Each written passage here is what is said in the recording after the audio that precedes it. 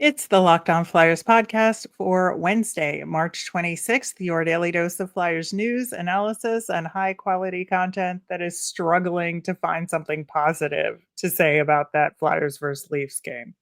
They got a goal taken off the board. That's positive. Fair enough.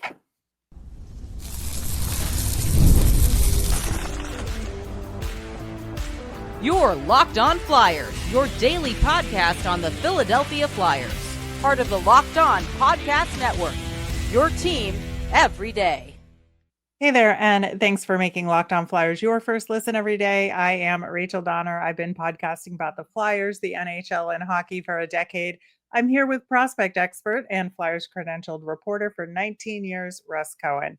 To keep up with our episodes and Flyers news, you can find us at Locked On Flyers on all your favorite socials, and of course, here on the Locked On Podcast Network, your team every day. Russ, I think we probably would have wished for better things for both the Flyers and Scott Lawton in that game. Obviously, big emotions around all of that. Still, he didn't get a point on the board. Man, rough going for both Scott Lawton and the Philadelphia Flyers. I mean, at least Lawton was on the ice when a goal was scored, so that was good. And it was good that the Flyers kept that, goal off the board. That prevented That's it. true. I mean, I'm half joking, but if Mitch Marner ends up with 99 points this year, he could blame John Tortorella. I don't know. Honestly, that would make me smile just a little bit. That's funny. Just because of the indignation on Marner's face. Yeah, he was not happy. He was not happy, but it was like a legit call. No, like, it was a good call. Man. You got to make it. Yeah. But it was just funny. Yeah, he was pissed. I know. Yeah, of course. But we are going to talk about the Aleksei Kolosov call up that happened that burned the Flyers' final call up that they had, which I think is a pretty impactful decision, right? Yeah, considering where they are in this season, yeah, I think so.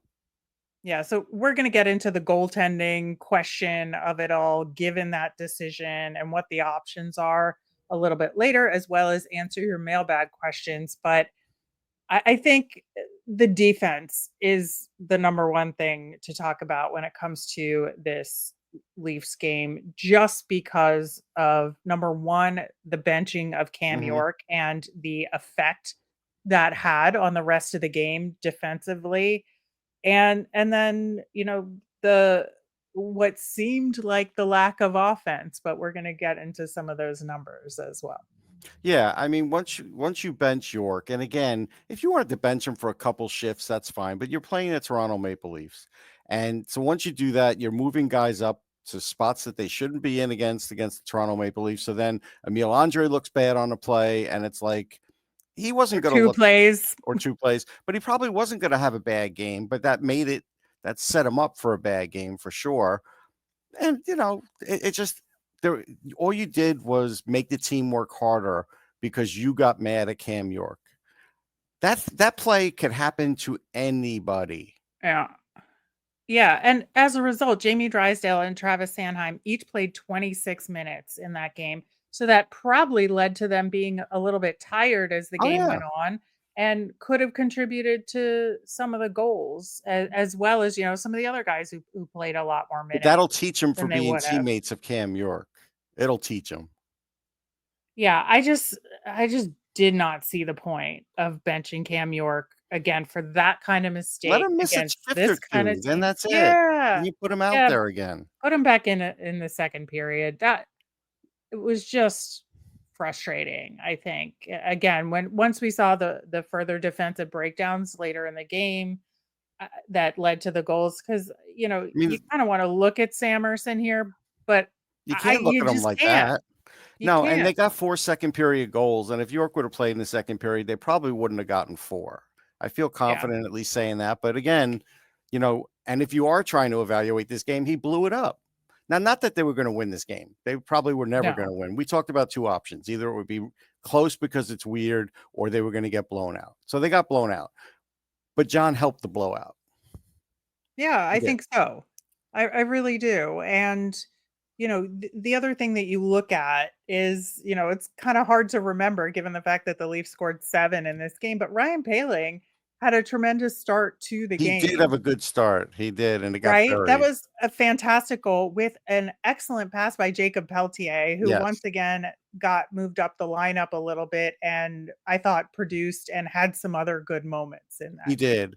He did, and yeah, that was a good play, and then it just gets buried over, and you kind Mhm. of forget it. Yeah. Now, I mentioned some offensive numbers that are interesting there, and it just goes to show you that sometimes the numbers do lie in a Right. game because this was very clearly a blowout by the Toronto Maple Leafs, and yet scoring chances were even in that game at 22, and the Flyers even had one more high danger chance than the Leafs did. But the defensive breakdowns were so egregious that even though the shots weren't high danger from the Leafs, they went in. Yeah. And here were two other big problems. Even though Sean Couturier got a goal, great, whatever. 20% on faceoffs. Noah Cates, 31.3% on faceoffs. Nick Delorier plays 11 minutes. Like, come on, man. I mean, like, what's happening here?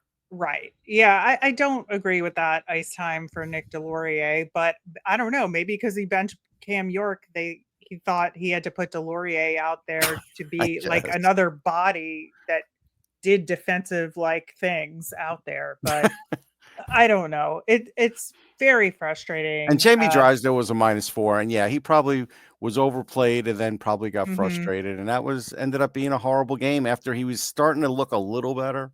I don't know. It just again very very frustrating across the board because I do think the Flyers can play better than they did. They Could can. they've beaten this team? Probably not, but I think that again what we've been looking for in these late season games is effort and just to be in games, right? Yeah. To play well. If you play well and lose, that is okay. Right. But whatever systems that John Tortorella put in place that I would say last season, I think have broken down to a Yep. large degree. They That have.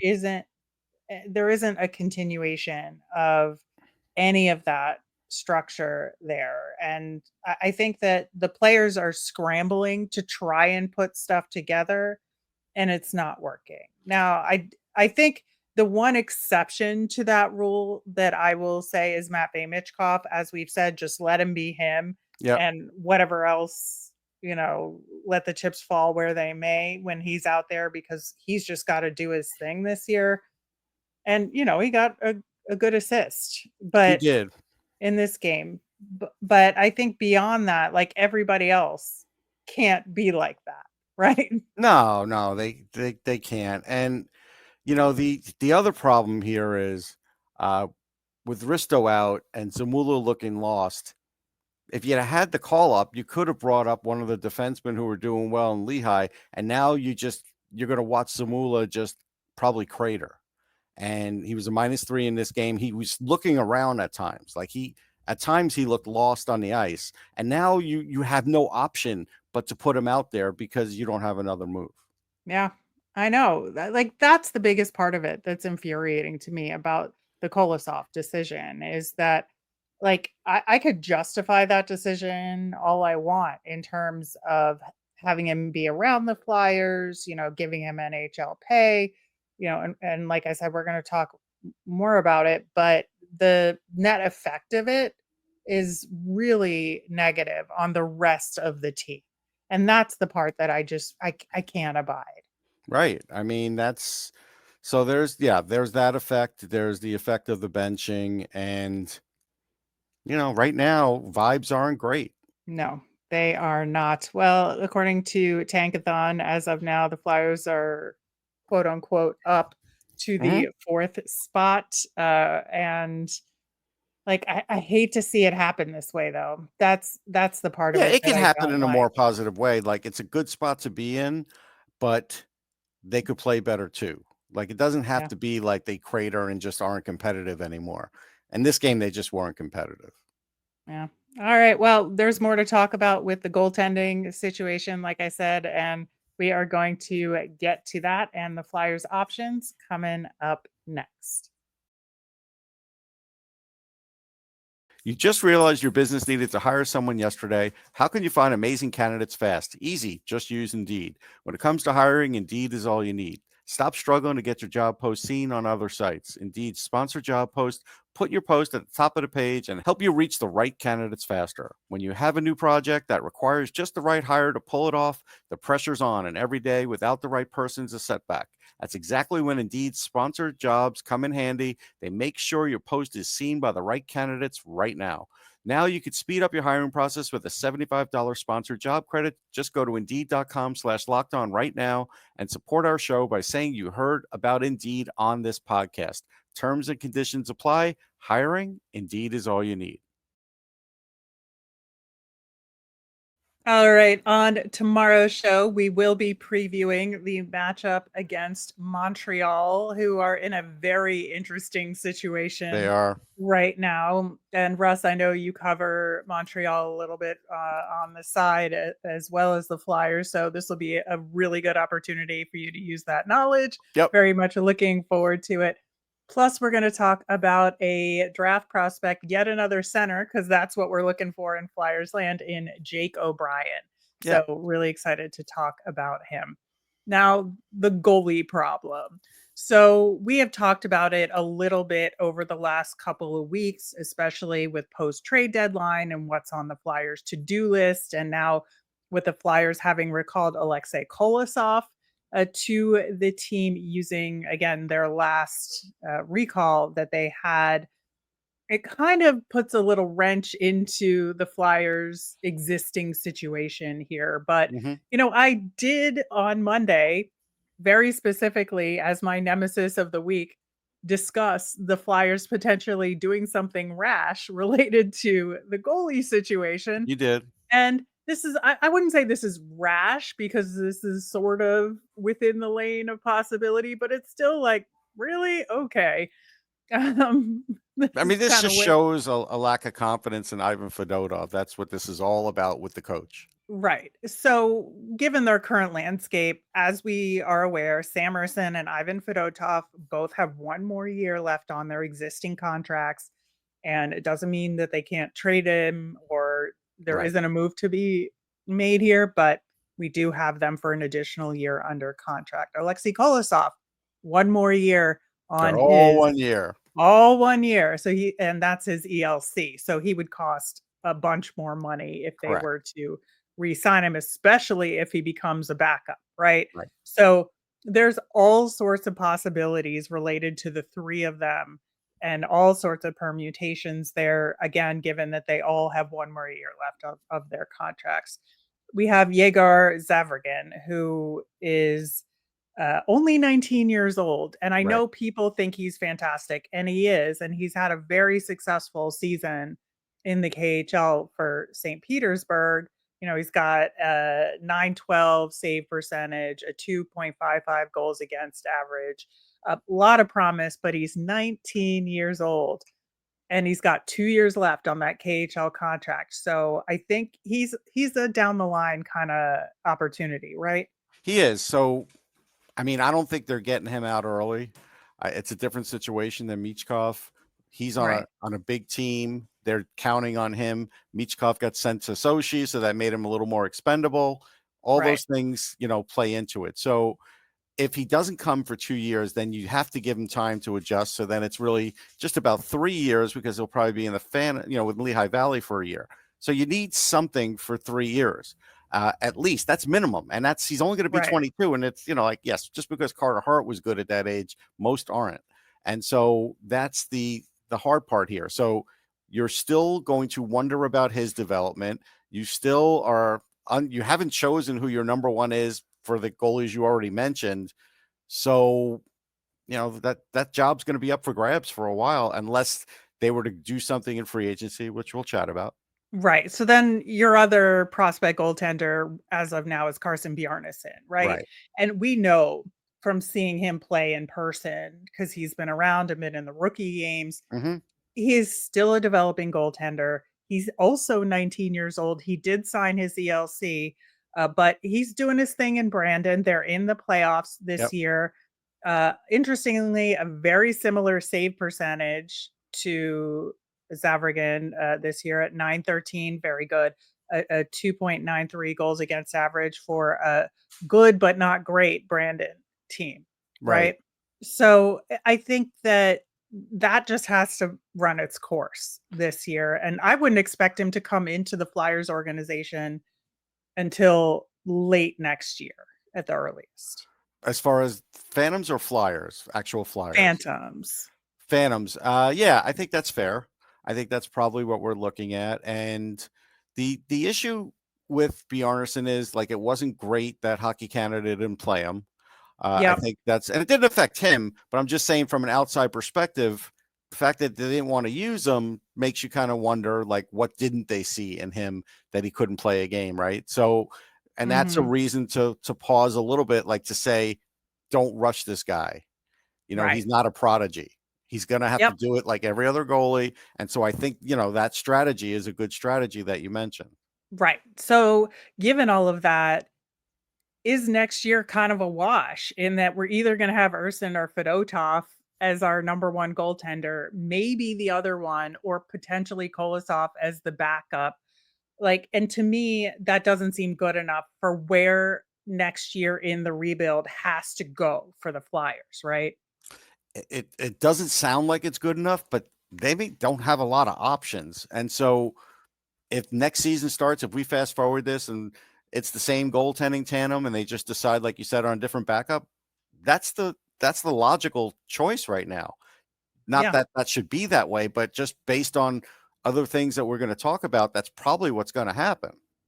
Right. So if that's not okay with the Flyers as your goaltending for next season, again, which is a pretty critical year in the rebuild, it's like a little turn it up a little bit year in the rebuild, right? Yeah. And Yep. that's what we've talked about.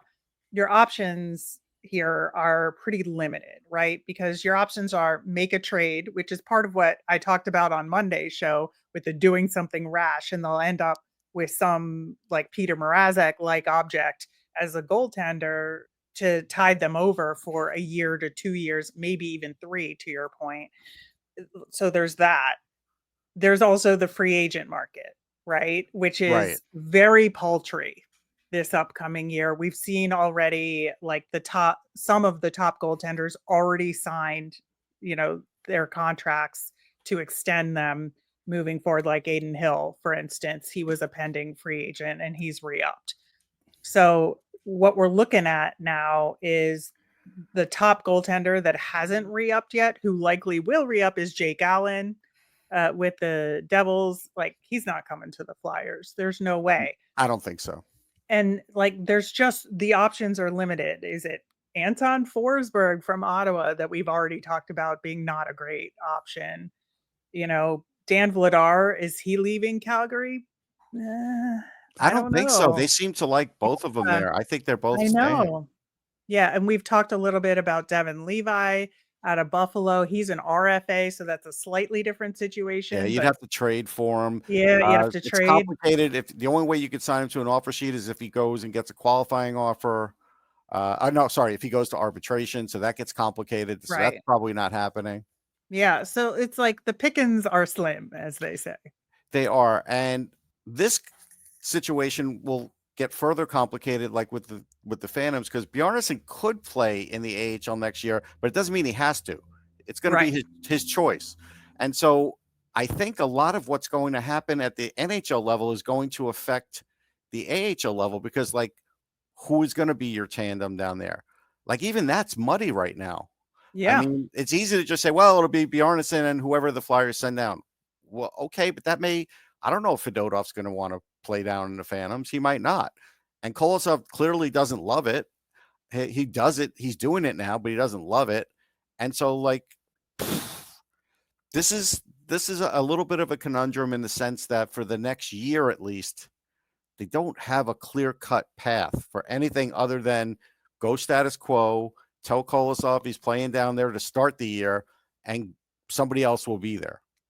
Right. Now, the other option is signing a college free agent, Correct. right? And it's hard to make the jump directly from college to the NHL. It has Oh, happened, it's but really hard. it's really, really hard. But an option that's been floated out there, who's a very good college goaltender, who's a free agent, is Connor Hazley. Yeah. And he's 24 years old. So because he's like a super senior at Bentley Correct. University right now, they're actually in the Frozen Four tournament, facing Boston College in the first round this year.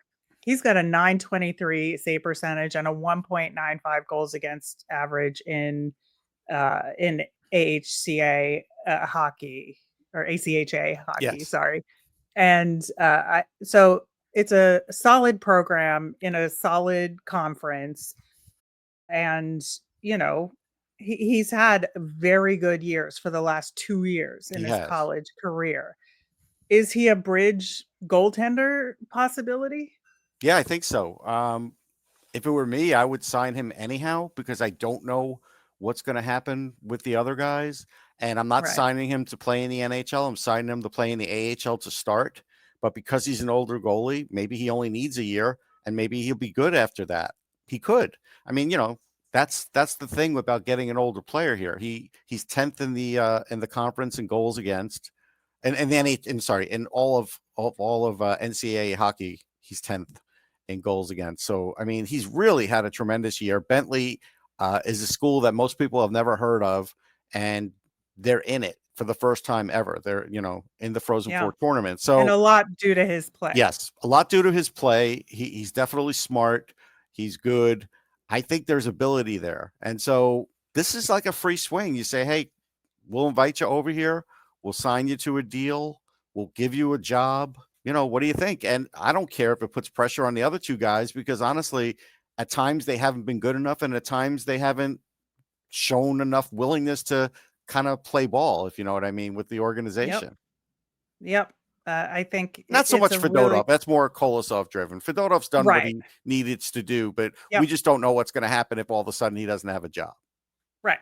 Exactly. So yet another option out there. There's also the main goaltender who's been playing very well. He's a little bit younger, 21. He's Swedish. And I would say like a second tier option here, but an option nonetheless that would take longer to develop. But definitely would take longer. Yeah. So, there's so many paths here. We'll see what the Flyers decide to do, but we're going to keep talking about it because it is a problem and it needs a solution. All right. Well, y'all have some really good mailbag questions this week related a lot to the Phantoms, and we are going to get into all of them coming up next. If you're like me, your mornings have to start off with a good cup of coffee. I got tired of settling for all those basic grocery store pods. It just wasn't cutting it. That's why I turned to Trade. And let me tell you, their coffee is next level. Trade is the #1 specialty coffee marketplace in the US. They bring you fresh coffee from over 50 of the country's top roasters. They've taste tested thousands of coffees, curating over 450 amazing roasts. Whether you're new to coffee or know exactly what you like, they'll handpick the perfect match for you. And I found a local Philadelphia roaster that I'd always wanted to try. My first bag was a game changer. I've now had a couple more bags since then, and I could definitely taste the difference from that pod coffee. The subscription option makes it so easy as well. No more last minute grocery store runs or settling for whatever's on the shelf. And right now, Trade is exclusively offering our listeners 40% off your first order at drinktrade.com/lockedonnhl. That's drinktrade/lockedonnhl for 40% off your first order. drinktrade.com/lockedonnhl. Diving right into the mailbag, and given the timing, some of these questions are a little moot, but stuff happens quick, folks. Still relevant though to Yes. talk about. For instance, this first one, William sent us a very lovely email, so thanks for your kind words, and just said, I wanted to know what you thought about Bobby Brink changing lines and doing better versus Travis Konechny moving all over the place and not doing better. Now, since then, obviously he's scored a couple goals, right? But it did take significantly longer, and Bobby Brink did react better to being moved onto a different line. And so, what do you think the difference is there? I think the difference is Brink has somebody that maybe thinks like him. because he is a creative guy. And I think Right. he has to be with another creative player. And Konechny's very selfless and wants to set up his teammates first, especially when he was slumping. So I think that gives Brink the opportunity to shoot more, because we talked about it. He needed to shoot more, and now he's starting to score a little Mhm. more. So I would leave it, because we have to see what Brink can finish the season out like, because they have to sign him. They do. They do. So I do think there is a difference. And I think Travis Konechny, as we know, kind of gets stuck in his own head sometimes. That's the problem. It's never And him. It's never his Brink is play. not that. Yeah, Brink is not that guy. Brink No. is going to absorb and be coached to Yeah. get better. And Travis Konechny just has to get out of his head and do it Right. on his own. Yeah. And No question. and that's a big difference between them there. Paul commented, mailbag question to the double R's, which that's funny. I like that. appreciate that. I like that too. When you guys were discussing possible call-ups from the Phantoms, why do you not feel Anthony Richard would be a good pick? We need goals, and he can play good offense and did well in his earlier call-up. And obviously with the Kolosov call-up, not an option at this point. Right. However, I do think it's important to discuss, because I actually do understand why they didn't call up Richard. It's because they know exactly who he is. Yeah, they've right? looked at him. Yes. So I do think you're right. And honestly, like this moment, he's not going to add as much to the NHL lineup as maybe Gaucher would. And even he didn't get the call up. So he's going to get a look next year. He'll have a full camp. He's one of those guys that has a chance to make the team. And then, I think they're comfortable with that. And I'm comfortable enough that at least they know what he is right now, and he can get better. Right. And I think they just feel like it's more important for him to keep the Phantoms where they're going. Yeah. To get into the playoffs that way. And it does make sense to me, especially because, again, he had enough time with the Flyers this He did. season, He got good they time. know what they're getting. He got more time than other guys. Yeah. Yeah, I think so. Craig asks about some potential signees here, asking what are the chances of the Flyers signing Maxim Shabanov and or Carson Dorwart? And are they players the Flyers should sign, or concentrate more on players in the draft? And Shabanov is a guy in the KHL playing for Tractor right now. And Dorwart is in college at Michigan State. Yeah, I think Dorwart's a center, right? I've looked at him, and he's good from a scoring perspective. He's good. He skates well. He plays a two-way game. I'd say he's probably the top guy or the second best of the free agents. So he's going to have a choice of a lot of other teams other than the Flyers. So I'm with you. Go ahead and sign him, but you may not be able to. Because if he finds another team that his agent, well, it's not an agent, his advisor feels is better on a faster track to being good than the Flyers, or will guarantee him, or at least tell him he's got a really good chance of making the team, then he's going to go there.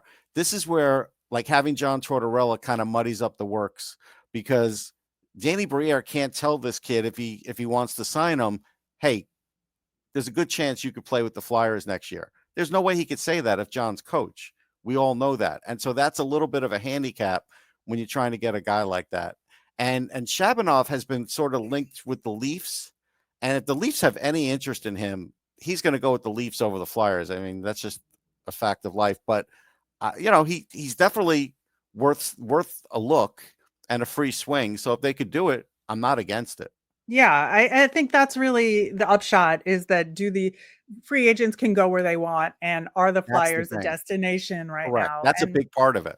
I think a year from now, that could be a very different story. Yes. I really believe that. I just think right now is maybe not the time for guys like this to sign with the Flyers. But, again, anything's possible. And if we start collecting Russian players like Pokemon, nothing wrong I'm with all that. for it. I can't relate as long to as the they're Pokemon good part, but I know what it is. Yeah. Howard commented, when will Briere and Jones change coaching at Lehigh Valley to add structure to give our younger players a system in preparation for entering the NHL? And this is the part of the question that's key. Does Tort's eventual departure play in this? Well, I think at the moment they feel like there is a structure because John wants things to go a certain way. But as we've always said, unless the other coach goes in lockstep with John, that's likely to change a little bit. So it's kind of, I think in this era, it's kind of hard to find a coach that coaches like John.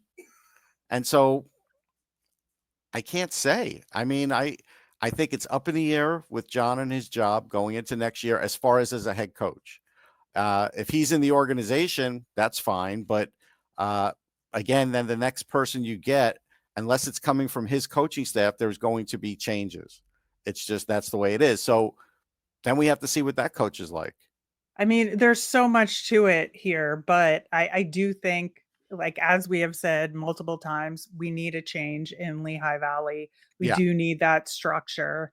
And I think that the torts aspect of it is gonna play into it. And maybe they're gonna hold off on making that change until torts leaves. right. We'll And, see. and that may be it. Yeah. Yeah. Finally, Joshua sent us a very lovely email. Again, thanks for listening.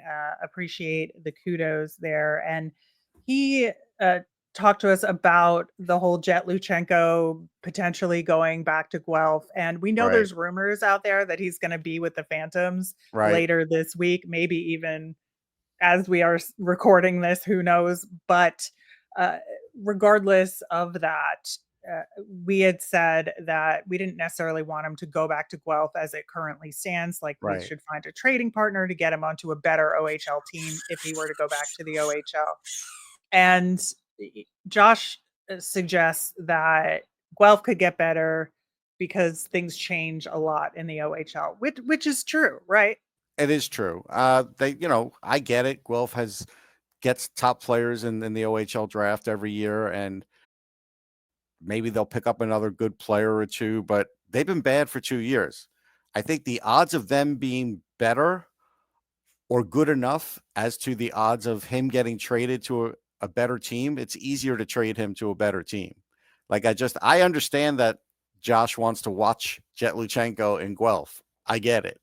And I would too. But I think if he has a chance to go to some other team, and I know he mentioned London, it doesn't have to be London just because other Flyers went there. There are other teams out there. I just think if he has another great player that he could pair up with, and not really a young player, maybe someone around his age and skill level, to me, that's better. Yeah, I think so. And again, we'll see if he's on the Phantoms, on the bus to Lehigh Valley, or actually just, going from Guelph over to Belleville, where the Right. Phantoms are But playing I mean, next. Maybe he'll meet up, but yeah, we'll see. just to talk about the Lehigh thing, sure. I mean, Jet could come. He could go on this run with Lehigh, however long it lasts. And it still doesn't mean he's in Lehigh next year. It just means he's here at the end of the year, and you'll see next year. You don't know. Yeah, we shall see. All right, that will do it for today's show. Thanks so much for listening. We will be back tomorrow to talk Flyers versus Habs and talk about our draft eligible prospect, Jake O'Brien. As a reminder, we always want to hear from you. So if you've got questions you want us to answer in our mailbag segment, let us know by sending us an email to lockedonflyers@gmail.com. You can comment on our YouTube channel, or let us know on any of our socials. I'm Rachel. I'm on Bluesky and Twitter at @rmiriam. That's RMIRIAM. I'm Russ. I'm at Sportsology. All the same socials, SPORTSOLOGY. Thanks for making Locked On Flyers your first listen today. For your next listen, check out the Locked On NHL podcast. It brings you daily league-wide stories that matter with local coverage you love from Locked On. I'm there on Fridays, as well as the Women's Hockey Report on Saturdays. You can find it on YouTube or wherever you listen to podcasts. Have a great day, everyone.